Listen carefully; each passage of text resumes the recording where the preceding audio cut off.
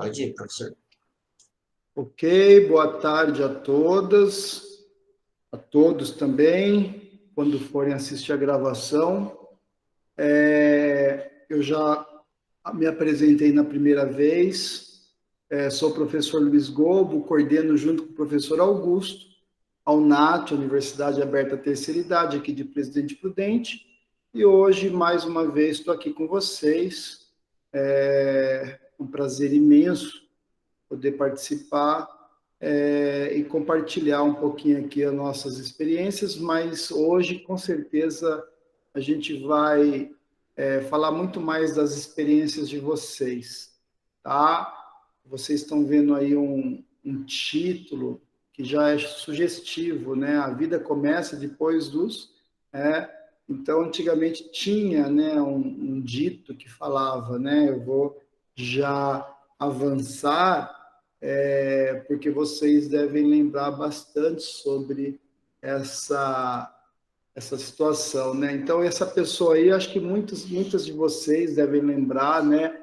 O Silvio Luiz, um narrador de futebol, e eu também já não sou assim tão novo, né? Eu sou da época que ele era jovem, né? Não tão jovem, mas ele já tinha aí uma carreira bastante extensa, mas estava em plena atividade, e ele era uma pessoa com bastante audiência na televisão. Galvão Bueno, ninguém falava em Galvão Bueno, a maioria das pessoas falavam ou em Luciano do Vale ou em Silvio Luiz.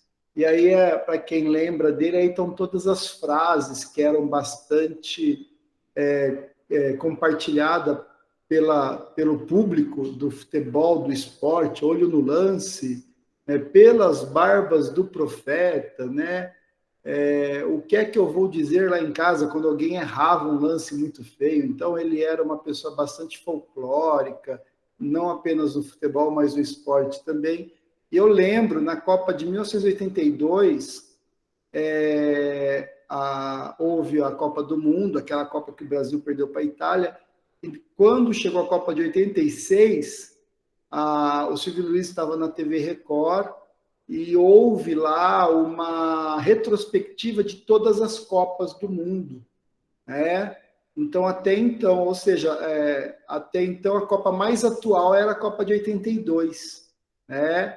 E antes de começar a Copa de 86 no México, ele fez uma retrospectiva e da Copa de 30, 34, e foi passou Copas de 58, que o Pelé jogou Garrincha, tal, Copa de 70, Carlos Alberto, e foi passando até chegar a Copa de 82, que era a Copa mais atual até então.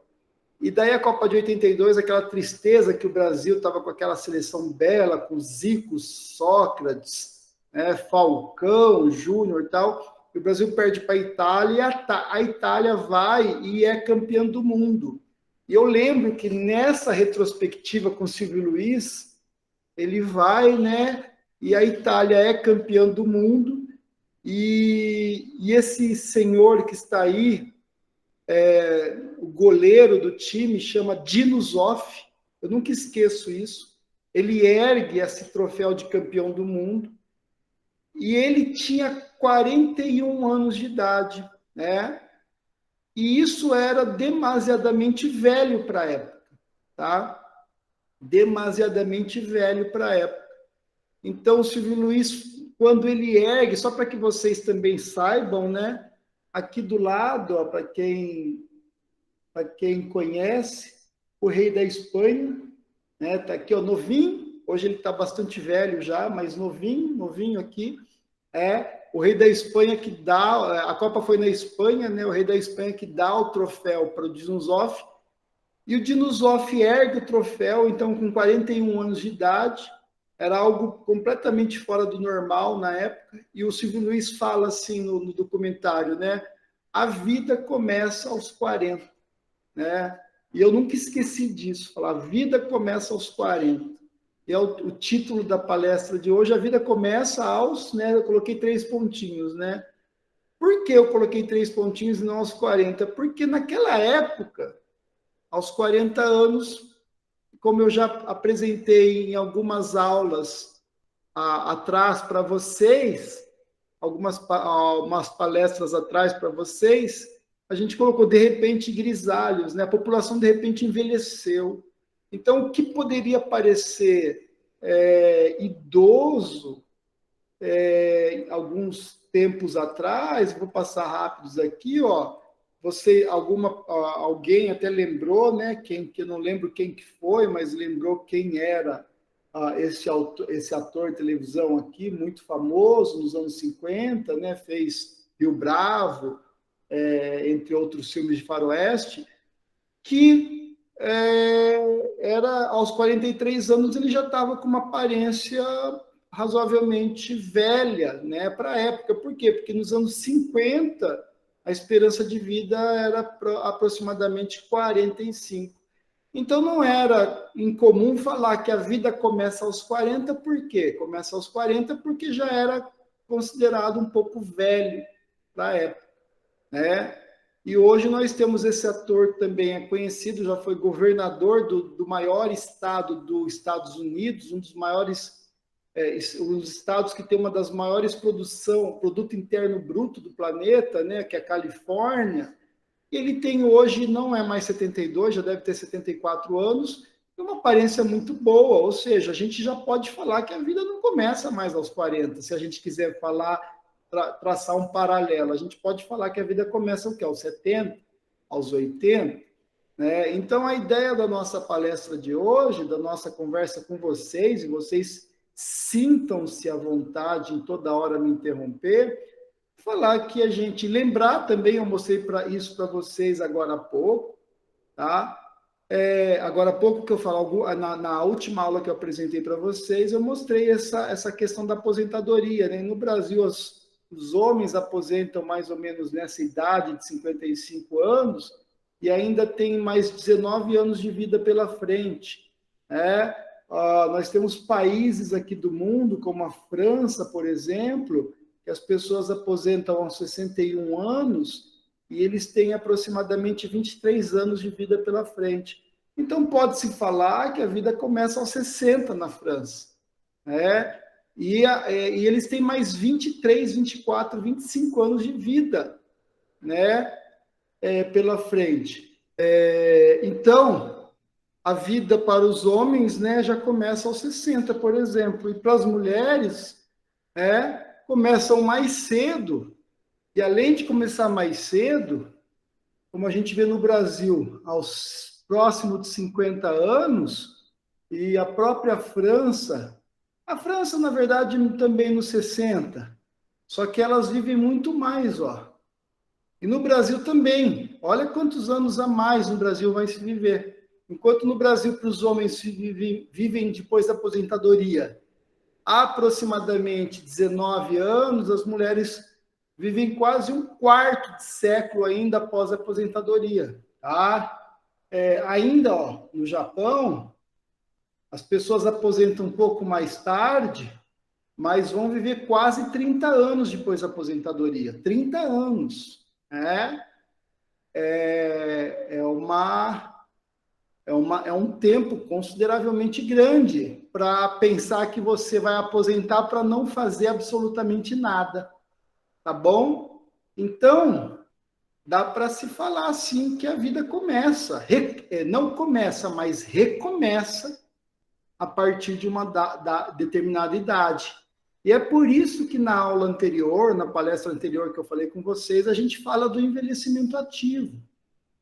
Por quê? Porque a gente precisa estar em condições, envelhecer bem, para ter independência, participar da vida nessa parte tão importante nossa, que vamos colocar assim, finalmente receber de volta aquilo que nós demos para a sociedade, tá bom? Aquilo que nós produzimos para o mundo. Agora nós temos o nosso direito de receber tudo de volta. Não tudo de volta, é modo de falar, mas de receber alguma coisa em troca. Com dignidade, né, com respeito, tá bom? Então, a assistência que nós merecemos receber. Então, nós temos aí aproximadamente de 20 a 30 anos para poder viver com sucesso. Então, quando eu falo com sucesso, não é ser contemplado com títulos, troféus, nada. A gente fala envelhecimento bem-sucedido. O que é o envelhecimento bem-sucedido? É a gente conseguir chegar nessa etapa da nossa vida e conseguir desfrutar, né, mesmo com algumas condições contrárias à nossa condição física ou mesmo mental, a gente conseguir desfrutar com dignidade esse tempo restante da nossa vida, que é aí até superior a muitas pessoas que viveram nesse mundo, né? Então, quantas pessoas morreram antes dos 30 anos? E a gente ainda tem mais 30 anos de vida. Vamos supor, a pessoa aposenta com 60 e vai morrer com 98, 99, 100, 105 anos de vida. No final dessa palestra, vocês vão ver alguns exemplos de personalidades que eu vou mostrar para vocês. E vocês vão ver que quanto tempo de vida, na verdade, eles tiveram depois de uma, eu vou colocar assim, ó, entre aspas, aposentadoria. Por que entre aspas? Porque, na verdade, eles nunca aposentaram. A aposentadoria é um mero pedaço cronológico da vida deles. O que é um pedaço cronológico? Um pedacinho ali que falou assim, ó, tá vendo essa carteira de trabalho aqui, ó, deram baixa nela, mas não mudou absolutamente nada. Eu continuei mentalmente capaz, continuei fazendo as minhas atividades com competência e com tudo mais que me era solicitado. Então, para entrar nessa parte principal da aula que eu vou mostrar para vocês, quero lembrá-las, lembrá-los também os direitos humanos das pessoas idosas, sobretudo aqueles direitos que estão regulamentados pela legislação brasileira, já que nós estamos falando com brasileiras e brasileiros, ok? Então, o que eu queria chamar a atenção especialmente? Primeiro, que toda pessoa idosa tem direito, né, à saúde física, mental, moral, intelectual, espiritual e social. Tá? Pronto. Isso é o mínimo que a gente deve exigir do Estado. E não apenas do Estado, mas da sociedade como um todo. Ok?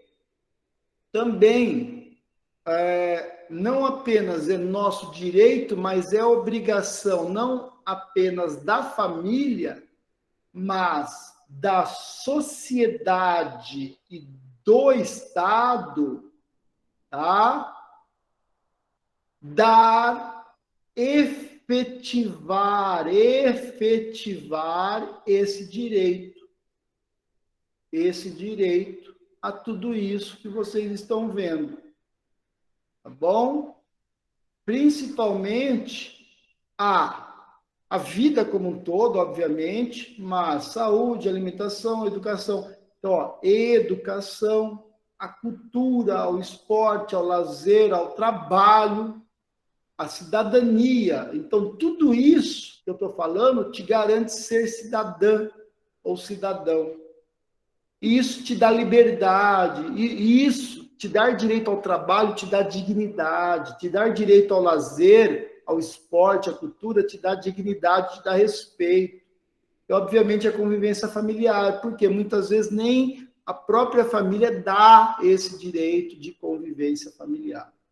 Continuando aqui só uma forma mais rápida, mais simples de vocês verem aos direitos que vocês têm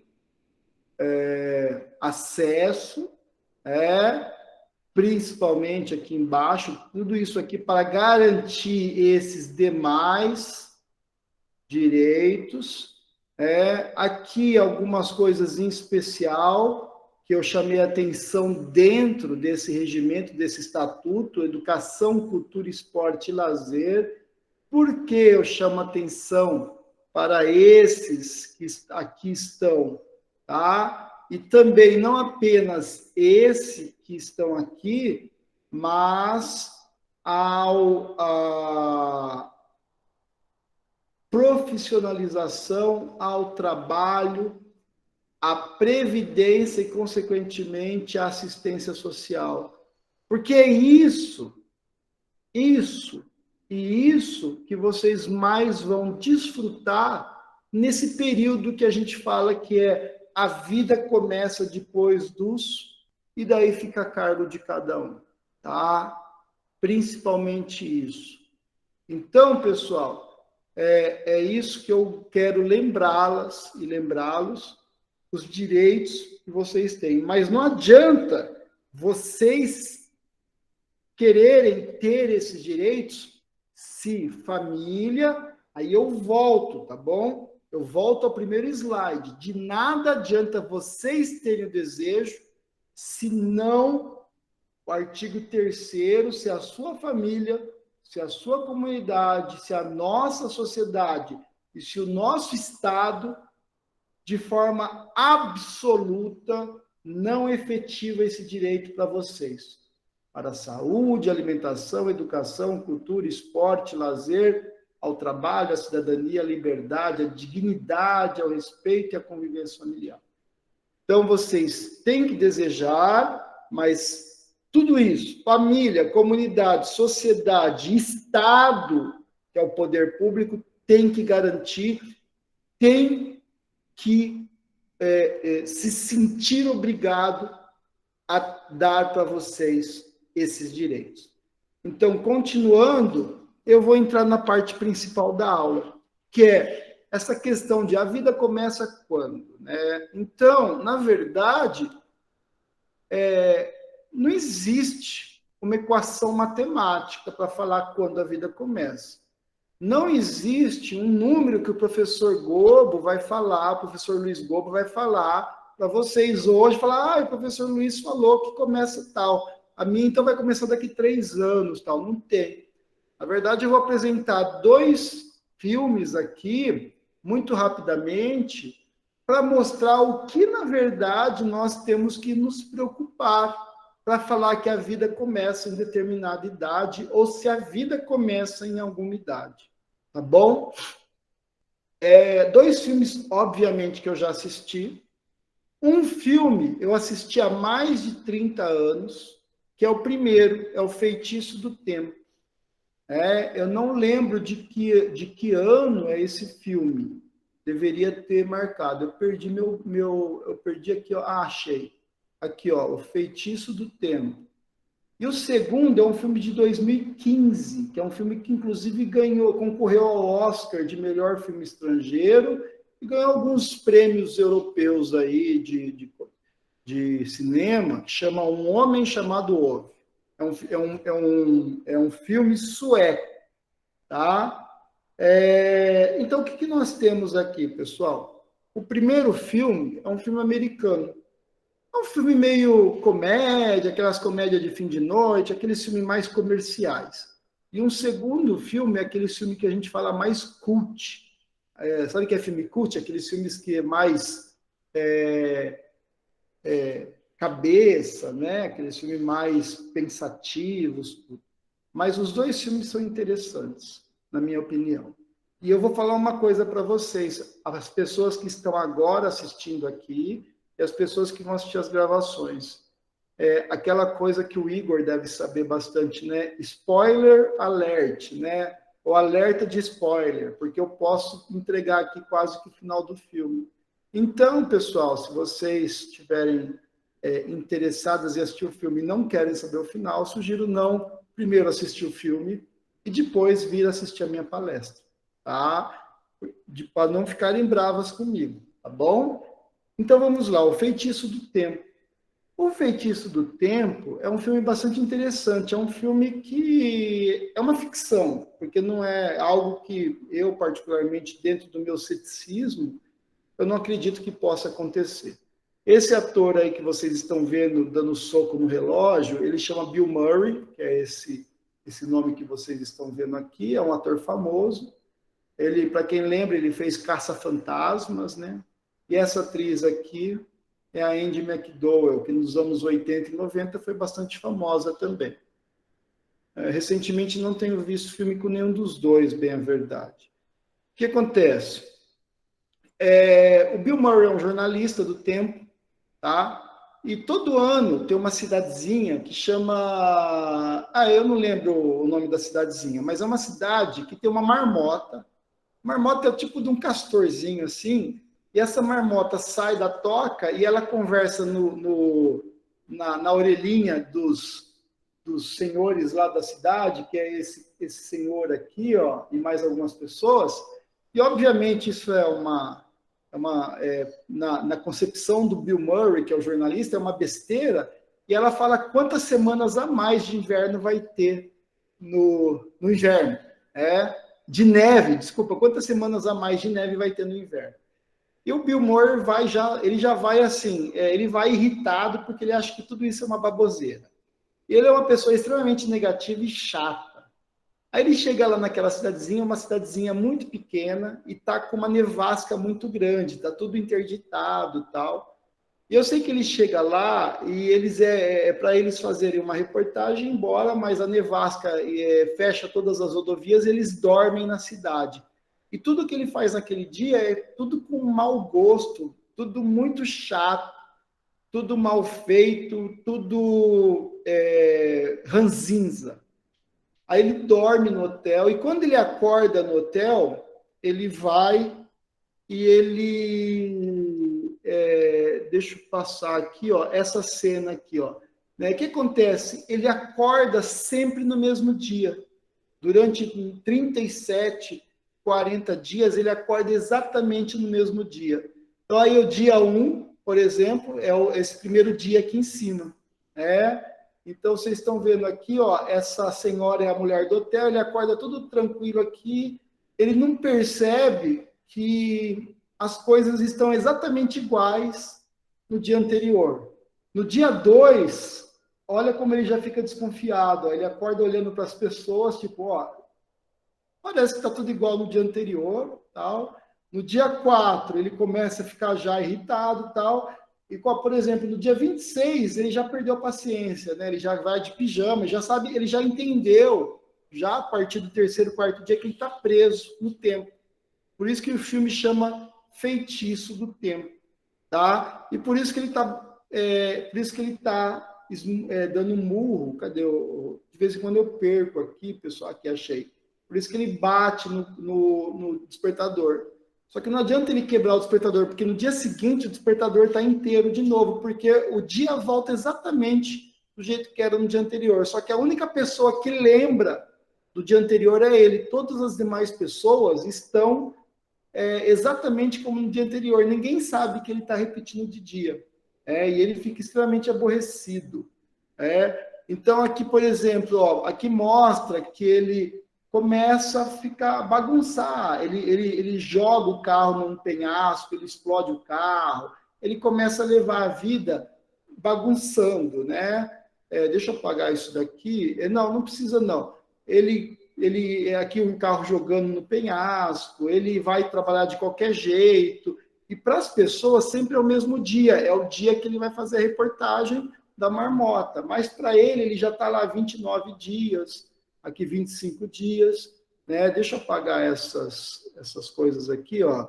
Pronto. Aqui, ó, o primeiro dia que ele chega, tá todo mundo brincando lá, tal. No dia 2 ele já está com uma cara bem de já perdendo a paciência. No dia 3 ele não quer ficar mais lá, quer ir embora. No dia 4 ele está discutindo com todo mundo. No dia 19, né? Aí o que acontece? Ele começa a perceber que não adianta ele ser ranzinho, porque ele nunca vai sair daquele dia. Então o que ele começa a fazer? Ele começa a viver a vida de uma forma agradável. Então, por exemplo, nesse dia aqui, ó, ele vai e ele chega levando café da manhã para todo mundo da equipe.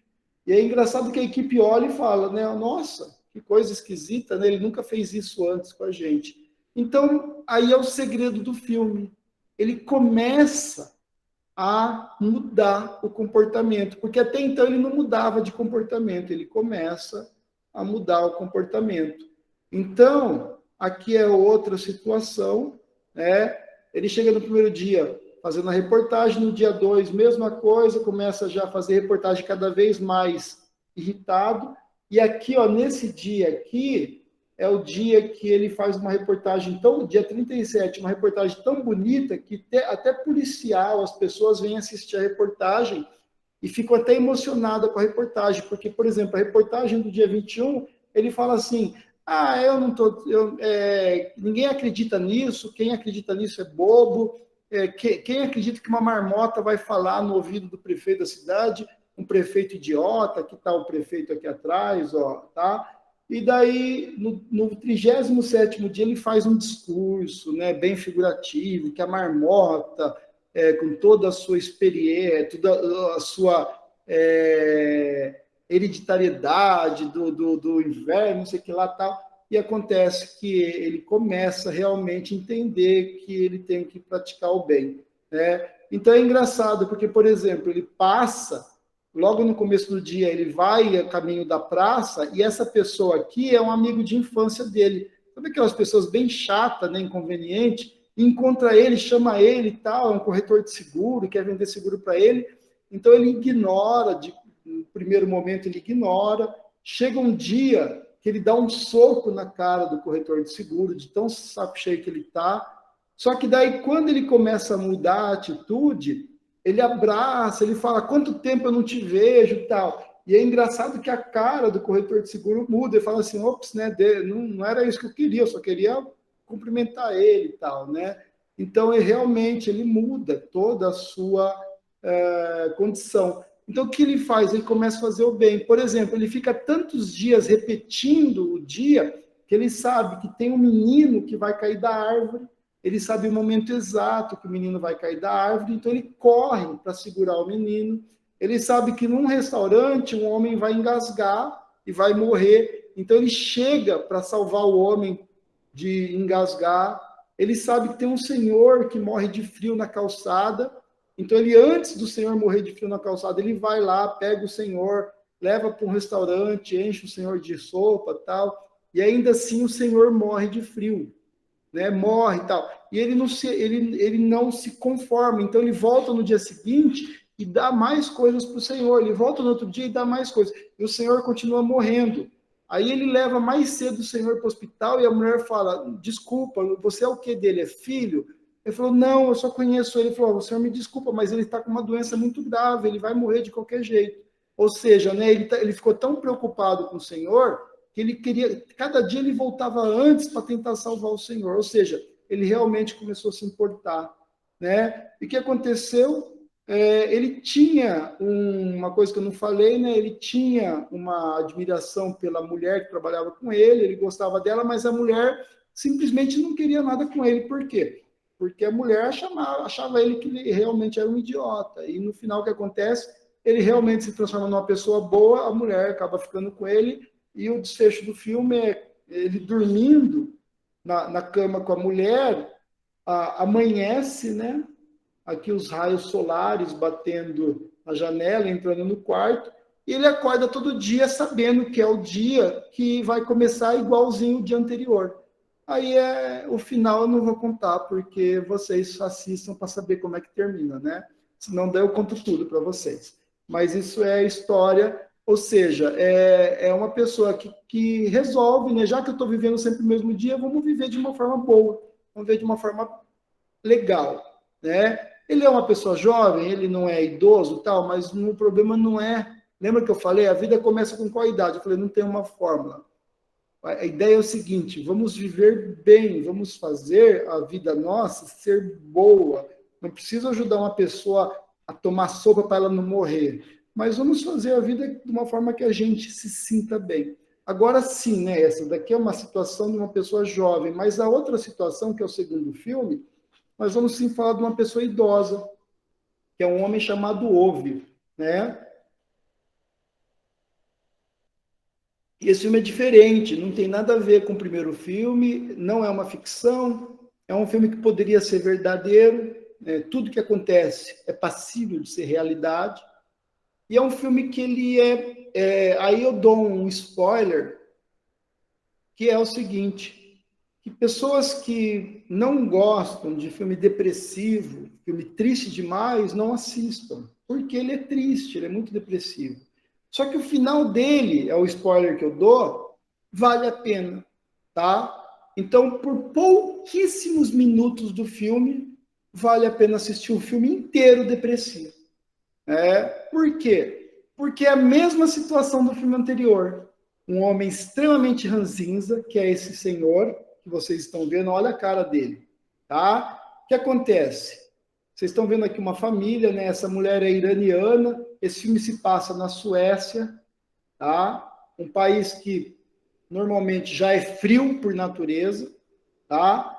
Então esse é ele quando jovem, ele vai trabalhar numa empresa de trens na Suécia. A Suécia é conhecida por ter empresas de grande porte, né? Empresas de aviação, de ônibus, de trem, tudo. Os metrôs brasileiros são suecos, parte dos trens brasileiros são suecos. Agora, esse caça que o Brasil comprou, esse avião caça, é sueco. Então, a Suécia tem essa fama, então muitas pessoas na Suécia trabalham nessa área. Ele trabalha nessa empresa de trem, aqui atrás tem um trem que vocês estão vendo, e ele acaba conhecendo essa pessoa aqui, uma mulher extremamente radiante, iluminada. Você percebe que a cara dele já é fechada quando ele é jovem, até para tirar foto ele não sorri muito. A mulher é uma mulher extremamente radiante, feliz, uma professora. O que acontece? Eles vão passar uma férias na Espanha e na volta o ônibus bate. Aí que vem os spoilers, né, que eu dou, alerta de spoiler, é que ela não morre, mas ela fica paraplégica, em cadeira de roda, e começa aí já a vida ficar mais amarga para ele. Ela vive mais tempo, na verdade, tudo, eles envelhecem até juntos, boa parte, mas ela morre antes dele, né? E ele já era triste, fica mais triste ainda, então ele vive conversando com ela no túmulo, e ele promete para ela que em menos de 6 meses ele estaria junto com ela. E o que ele faz? Parte do filme, ele tenta suicídio, de várias formas. Só que antes disso, fica aqui um registro, né? Ele é uma pessoa tão chata, que ele foi síndico de um condomínio que ele mora por muito tempo. E depois ele deixa de ser síndico, mas ainda assim ele fica cuidando da vida dos outros, enche o saco das pessoas, as pessoas jogam papel no chão e vai atrás das pessoas, briga com as pessoas. Então ele é uma pessoa extremamente chata mesmo, ranzinza, né? Então lembra o Bill Murray do outro filme. Até que chega essa pessoa, uma iraniana, grávida, com 2 filhas, deixa eu ver aqui, ó, 2 filhos, duas meninas, vizinhas dele. E assim, essa mulher, ela não tá nem aí se ele é ranzinza ou não. Ela chega, ela abraça ele, conversa com ele, pede favor para ele. E toda vez que ele está tentando suicídio, sem ela saber, ela bate na porta, ela toca a campainha, ela pede um favor e ele fica extremamente irritado. E olha a cara dele de bravo o tempo todo. A menina vem, abraça ele fica bravo, ele é uma pessoa que não gosta do toque e tal. E daí não preciso falar, né? A vida dele começa a mudar, né? A vida dele começa a mudar, ela está aqui atrás. Isso aqui é uma pessoa que representa as empresas de seguro médico, que, no caso, é tratada como a parte má do filme, o vilão do filme, né? Que querem tirar o dinheiro dos condôminos e roubar os condôminos. E ele, então, começa a defender os condôminos, ela que está observando ele, protegendo. Você vê que ele vai, peita mesmo, o cara enfia o dedo no peito dele, falando, eu vou te processar. Ele falou, pode fazer o que você quiser, que aqui você não entra, né? Aqui... E que acaba acontecendo, ele realmente muda. né? Ele muda e também eu não vou contar o finalzinho do filme para vocês, tá? Mas é interessante, porque ele também muda muito no final, muito no final. Então é o seguinte, é o que eu falei, se o filme tem quase 2 horas, eu falo assim, ó, é um filme muito triste. E eu fui obrigado a assistir esse filme. Sabe por que eu fui obrigado? Porque eu fui convidado a dar uma palestra sobre esse filme, só sobre esse filme. E faltava tipo 3 horas para a palestra e eu não tinha assistido o filme ainda, porque eu tinha tantos afazeres. Então eu tive que assistir na marra esse filme. E foi muito chato. Eu falei, meu, esse filme é muito depressivo. E o finalzinho, que tinha só 8, 9 minutos, valeu a pena pelo filme inteiro. Tá? Para mostrar o quê, pessoal? Aquela coisa que eu falei para vocês. O que é? Vou chamar você, Elizabeth. Só um segundo. Que a vida, né? Começa aquela situação. A vida começa em alguma data, né? A gente pode começar a nossa vida no dia que a gente nasceu e saber tocar a vida inteira. Mas ainda assim, pode ser que a gente não soube aproveitar a nossa vida, mas nós temos tempo ainda de aproveitar. Como o primeiro ator teve no filme, que ele teve chances de repetir o dia muitas vezes, ou como o segundo ator, que não teve a chance de repetir o dia, mas ele teve a oportunidade de, no final, ainda fazer bem a muitas pessoas. Tá? Elizabeth, você ergueu a mão. Não? Desculpa, eu bati errado. Tudo bem, mas pode erguer se quiser, tá bom? Tá ok, Então, obrigada. o que nós temos, pessoal? A vida começa, eu chego com a resposta para vocês, né? Então, a resposta, eu fiz um cálculo e eu consegui achar aqui que a vida começa a... Não consegui chegar. Na verdade, não tem, é o que eu falei para vocês. A vida, ela vai depender de cada um de nós, na verdade. Então, olha só, ninguém envelhece apenas por viver vários anos, né? Não é cronológico. Nós envelhecemos abandonando nossos ideais. Os anos podem enrugar a pele, mas desistir do entusiasmo enruga a alma. E por acaso Samuel Ullmann, que também é uma pessoa do norte da Europa. Esse senhor, o Ove do filme, ele enrugou a alma. Só que no final, diferentemente da pele, que não dá para desenrugar, não dá para nem aqueles creme anti-ruga da Natura, que é 50 mais, 60 mais, eu sei disso, tá? Eu sei, já comprei e não consegui usar, tal, porque demora muito, tal. Mas a alma dá para desenrugar. Vocês concordam comigo? Que a alma a gente consegue desenrugar, mas a pele nem tanto, né, gente? A pele, a gente tenta, ela até fica um pouquinho, tem um botox, tem várias coisas, mas a alma se vocês quiserem, se eu quiser, se o Igor quiser, o Augusto, quem quer que seja, a gente consegue desenrugar. O meu rosto carrega todas as minhas lembranças, né? E por que eu deveria apagá-las, né? Então, essa daqui vem de um livro da Diane von Furstenberg, a mulher que queria ser, né? Então, isso é legal também. Já que eu falei do enrugar a pele, né? Então, se as lembranças suas são importantes, por que apagar essas lembranças? E, finalmente, o envelhecimento não é juventude perdida, mas uma nova etapa de oportunidade e força. Então, pessoal,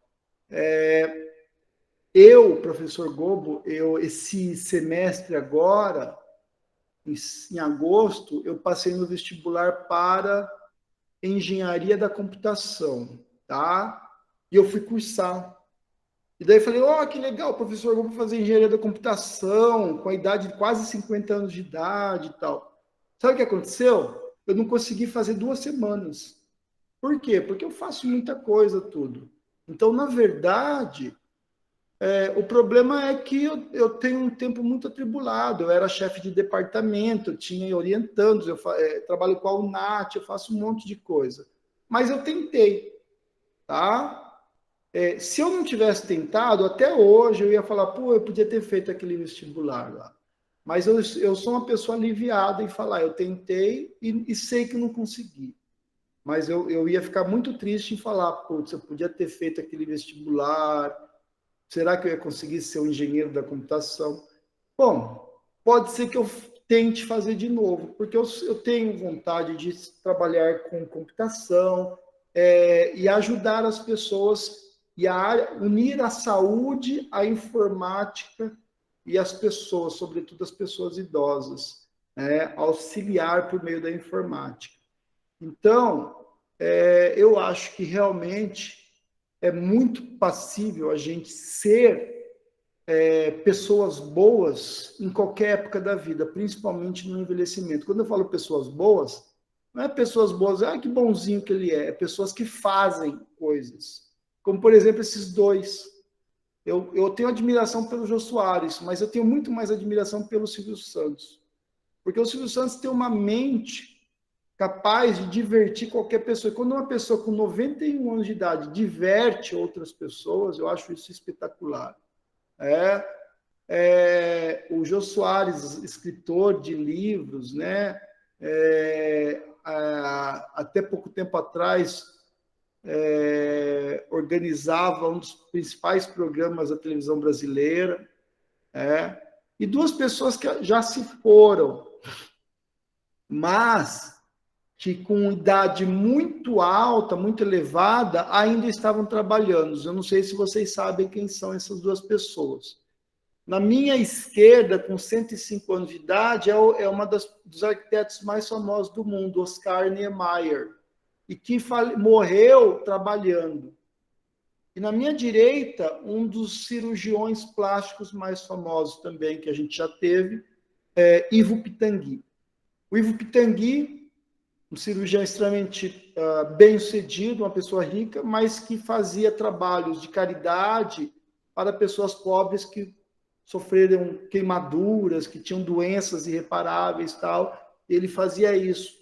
Lá atrás, quando ninguém falava em caridade, ele já fazia por conta própria, ele tinha dia certo para atender pessoas que não tinham condições, tal. Era uma coisa muito legal. Mas a gente não precisa se basear em personalidades famosas. A gente pode ir em pessoas que a gente não conhece, pessoas comuns como nós. Por exemplo, o seu Valdomiro de Souza. Quem é o Valdomiro de Souza? O Valdomiro de Souza, ele, com 83 anos de idade, entrou em medicina numa universidade particular de Goiás, na verdade de Goiânia. Ele tinha uma origem muito pobre e ele trabalhou de pedreiro no início da vida, foi juntando dinheiro, comprou uma terra, virou fazendeiro, fez direito aos 70 anos de idade, entrou em medicina aos 83 e agora, próximo aos 90 anos, está para se formar médico. Tá? Vejam só que legal. Próximo advogado aos 70 anos e aos 20 anos depois se formando médico. Por que não avançou? Eu acho que o problema sou eu aqui. Isso. Essa mulher aqui chama Sim Rapoport. Ela é uma alemã. Ela, com 22 anos de idade, ela começou uma tese de doutorado e os nazistas, na Alemanha, claro, por conta do movimento da guerra, impediu que ela terminasse a tese de doutorado dela. Com 102 anos, ela terminou a tese de doutorado e se tornou a pessoa mais velha a receber o título de PhD ou de doutora na Alemanha. Ela é filha de pai protestante, de mãe judia. Ela tem o título de neonatologista, né? Especialista no cuidado. Olha só que interessante, pessoal. Uma neonatologista, neo é de novo, natologista é de nascidos. Então, neonatologista é de recém-nascidos. Ela é especialista em recém-nascidos e com 102 anos de idade. Olha que coisa oposta, né? E completou o estágio final do estudo dela em 2015 na Universidade de Hamburgo, onde ela começou o estudo do doutorado em 1938, às vésperas de começar a Segunda Guerra Mundial. Tá? Olha que interessante. Mais duas pessoas para vocês. Esse senhor é um indiano, tá? Uma indiana, desculpa, 101 anos de idade. Ela aqui nessa foto é um jogo olímpico. Não é jogo olímpico, é um campeonato mundial master em 2017, né, em Auckland. Ela comemorando a vitória nos 100 metros raso, com 1 minuto e 14 segundos para a categoria acima de 100 anos. Tá? E ela começou a treinar depois dos 80 anos. Nunca tinha corrido até os 80 anos, começou a treinar depois dos 80 anos. E para terminar, mais uma pessoa, um nadador, também com uma história muito interessante. Tá? O nome dele é Jaring Timmerman. Aqui na foto com 104 anos. Ele começou a competir com 78 anos somente. Aí você fala assim, nossa, ele só competiu com 78 anos. Então vamos fazer uma conta. 78 para 98 são 20 anos.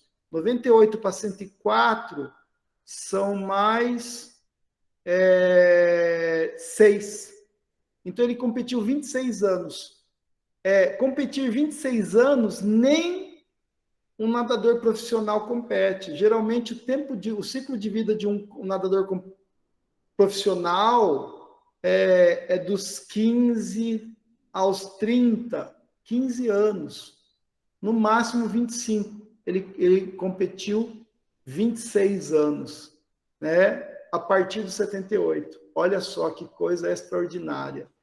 Ele bateu 4 recordes mundiais na categoria Master, dos 100 aos 104 anos de idade, e ele chegou aos 105 para competir. Ele morreu com 105, mas no dia do aniversário dele, quando ele completou 105, no dia do aniversário dele, ele bateu o recorde mundial dos 105 metros, dos 105 anos, na prova dos 100 metros, dos 50 metros livre e 50 metros costas. E por conta dessa prova, a Confederação Internacional de Natação foi obrigada a criar a categoria 105, porque até então ninguém tinha nadado com 105 anos ou mais. Então, o recorde mundial foi dele porque ele foi a primeira pessoa a nadar com 105 anos de idade. Tá? Quando ele começou a nadar com 78 anos, ele é canadense, tá, pessoal? A partir da idade de 78 anos, ele bateu 23 recordes canadenses, na faixa de 85 a 89, de 90 a 94, 95 a 99, depois dos 100 a 104 anos. Tá? E tem recordes que até hoje estão lá marcados, e em 2014, com 105 anos, ele faleceu com a família ao lado, com filhos, inclusive. Se ele faleceu com 105 anos, devia ter filho ali de 80, 85 anos de idade. Olha só que interessante, que vida bela, que vida legal. Tudo começou com 78 anos de idade. Então, podemos falar que, para ele, a vida começou aos 78 anos de idade. Então, só para a gente terminar a aula, os desafios da longevidade. Então, primeiro, a gente sabe que o mundo está mais idoso. Não é novidade para ninguém. Tá? Então, o que nós temos? Até 2060, 1/4 da população deverá ter mais de 65 anos, ou seja, 25% da população do mundo vai ser idosa. E não apenas vai ser idosa, mas vai ter mais idosos do que crianças, tá? Vai ter mais idosos do que crianças. E em todo o mundo, o número de pessoas com 65 anos ou mais, até 2050, vai chegar a 1,5 bilhões de pessoas. Então, imagina a quantidade de pessoas fazendo atividades para pessoas nesse grupo etário. Vai ser muitas coisas diferentes na sociedade acontecendo. E para isso, a gente precisa trabalhar o cérebro, tá? Com novos estímulos, como, por exemplo, esse canadense começou a nadar com 78 anos de idade. E o mais legal é o seguinte, o cérebro se adapta. O cérebro tem a característica de ser neuroplástico. O que é neuroplástico? A gente chama de neuroplasticidade. O cérebro, a qualquer momento, se adapta a uma nova atividade. Significa que vocês aprendem a qualquer momento. Basta persistir na aprendizagem. Procure sempre aprender algo novo, como, por exemplo, um idioma, um instrumento musical, uma novidade tecnológica, etc. Tá bom? Os estudos apontam que 1/3 das demências, a demência ela pode ser considerada, de acordo com aquelas classificações internacionais de doença, como dependendo da classificação, uma doença ou uma síndrome geriátrica, tá? E pode ser evitado com o controle de doenças cardiovasculares. E as doenças cardiovasculares podem ser evitadas com os bons hábitos de vida. Quer evitar sedentarismo? Ou seja, ficando de pé, ficando ativa, fazendo atividades físicas, evitando os hábitos nocivos, como cigarro, álcool, e alimentação saudável. Legumes, folhas, frutas, uma quantidade de carne relativamente pequena, tá? Saber dosar as proteínas, os carboidratos. Água, muita água, não muito excessivo, mas o suficiente, tá bom? E vocês vão conseguir ser longevos. Pessoas que vivem nas chamadas blue zones. O que é uma blue zone? Blue zones são aquelas áreas do planeta onde as populações chegam a mais de 100 anos, a uma média de 105, 110 anos. Eu estive numa blue zone na Ilha da Sardenha, conhecendo os hábitos de vida da população lá. Quais são outros blues? A Ilha da Sardenha é na Itália, né? Outras, no Japão, a Ilha de Yokohama. Temos locais em Nápoles, perto de Nápoles, temos determinados pontos do mundo que nós temos essa chamada blue zones, que são pontos do mundo onde populações, comunidades vivem mais de 100 anos, com facilidade. E daí foram estudar por que eles vivem mais de 100 anos. O que eles têm em comum? A cultura de manter um convívio social bem feito, com círculos de amizades ativos. Olha só. E as pessoas pensando que lá eles comem peixe, óleo, azeite. Não. Primeiro lugar, pessoal, convívio social, círculo de amizades ativos. Por quê? Porque essas regiões são pequenas, então o círculo familiar era forte, bem estabelecido. Manter relações sociais melhora a capacidade do cérebro se adaptar aos danos sofridos ao longo da vida. Por exemplo, traumas de luto, de perda de pessoas. Os traumas porque você sofreu com trabalho, sofreu com escola, com algumas coisas, o convívio familiar de novas amizades supera tudo isso. Ok? E, finalmente, pesquisas sobre o envelhecimento já provaram que quanto mais anos de estudo, menor o risco de demências. Segundo o estudo europeu feito ao longo de 20 anos, para cada ano adicional que a pessoa passou no sistema educacional, houve uma diminuição de 11% no risco de ela desenvolver sintomas de demência. Mas o mais interessante é o seguinte, é alguém falar assim, mas eu já estudei o meu colegial, a minha época de aluna já foi, não dá mais para mexer. Claro, dá para mexer, pessoal. Vocês voltarem a estudar, o NAT tem possibilidade de ter turmas de estudo. Por exemplo, professor, eu gostaria de voltar a estudar na UNAT. Tem como abrir uma turma de estudo para a gente estudar a história da arte? Tem.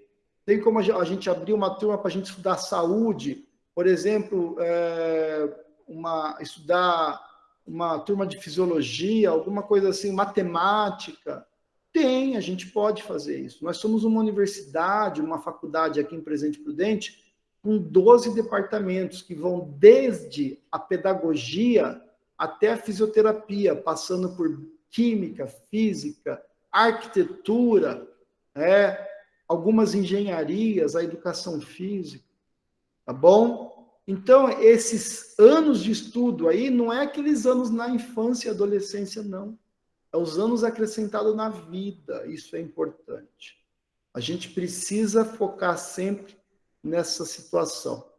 O cérebro, mais uma vez, ele tem a propriedade de neuroplasticidade. Vamos usar e abusar dessa nossa massa cinzenta, como as professoras falavam antigamente.